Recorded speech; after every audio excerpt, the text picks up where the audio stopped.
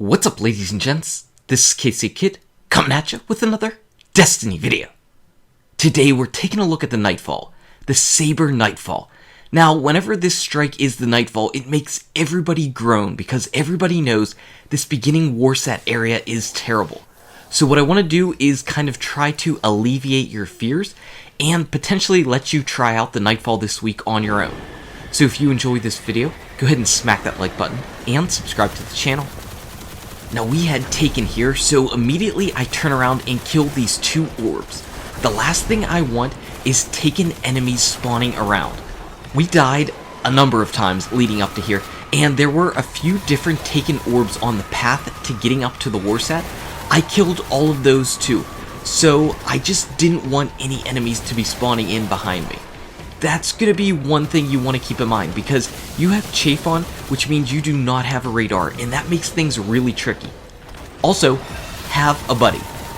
More importantly, have two buddies. That is going to make your life much easier. If you're trying this solo, good luck to you. You can maybe do it because you're probably a much better Destiny player than I am, but I would not want to do this solo at all. With two players, it is still extremely difficult. I unfortunately just had Cool Guy here, and that's not a reflection on Cool Guy. Thank you very much, Cool Guy. But having three people would have been great. Instead, we just bashed our head against the wall until we got it right. Luckily, I was also on a Defender Titan, so having that bubble with Blessing, I originally was in here with Weapons of Light, but Blessing just turned out to be that much better. Also, Cool Guy having a sword helped out more than we could ever possibly imagine, because whenever things get chaotic in here, it's nice to be able to deal out that big, huge damage while having a little bit of a defensive buff yourself while carrying around the sword. I think the Dark Drinker, the exotic sword that can deal out void damage and spin around and mob the enemies, would have been even better, even though Raise Lighter is extremely strong. You can see right here we're being swarmed by the witches, but thankfully Cool Guy is able to take them down with the sword. So I mentioned that we have chafe on, which is no radar. We also have small arms. That's pretty much the only buff that is in our favor. It's also grounded, and grounded sucks. That's why you haven't seen me jump around at all. Because grounded, I think grounded's been on the Nightfall the last 4 weeks. 4 weeks or so? It's crazy. I hate grounded. It stinks. But it's on, and it means don't jump in the air.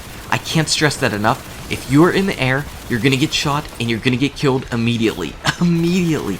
You take so much more damage. Now at the end here, all we had to worry about were wizards that were spawning at the far end of the arena. And I like to think that's because I killed all those taken orbs that are behind me. So that's really a nice thing. Now over here you'll notice something. So Cool Guy died and I'm up in the air, and look at how much damage I took jumping in the air. Absolutely wrecked. Though, even though we wiped, thankfully, it was after we completed the Warsat, so though we're going to spawn back here, we were actually able to go to the Warsat and open the doors and continue on. Thankfully, we did not have to do the Warsat again after that. The rest of the Nightfall strike is quite easy, to be honest with you. It culminates with the boss battle, and the one thing that I want to stress for this particular boss battle is kill the ads. Kill the ads. You don't have a radar, so you really have to kind of look around for where they are, but if you don't kill them, they're going to get in behind you, and there are two things that are going to happen. One, there are going to be exploder shanks that end up killing you, and two, the sniper shanks are absolutely going to wreck you. So whenever they pop up, whenever reinforcements are called, stop shooting at the boss and kill the ads. You have to do it. You just have to. In the beginning, his front little turrets afterburners are his critical spots, so shoot at those front left and right ones to deal out more damage to the enemy. Again, your main buff that you have is small arms, so fire away with your primary weapon. Do all the damage you can with your primary weapon, and don't jump. Don't jump at all. You can see most of my running around is going to be on the ground.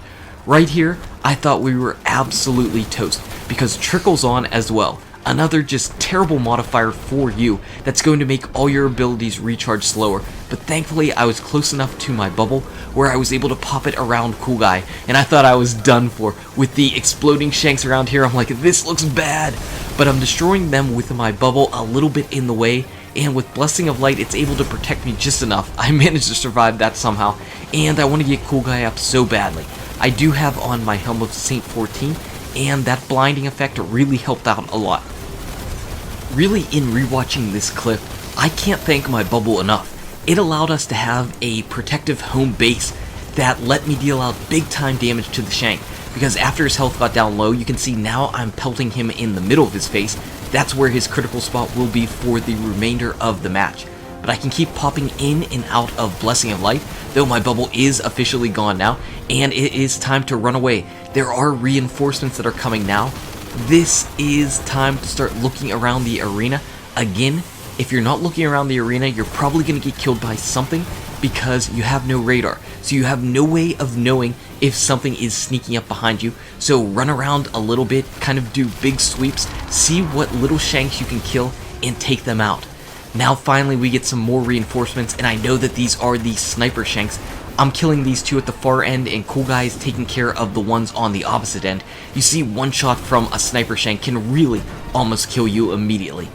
And if I happen to be in the air, forget about it, I'd be done.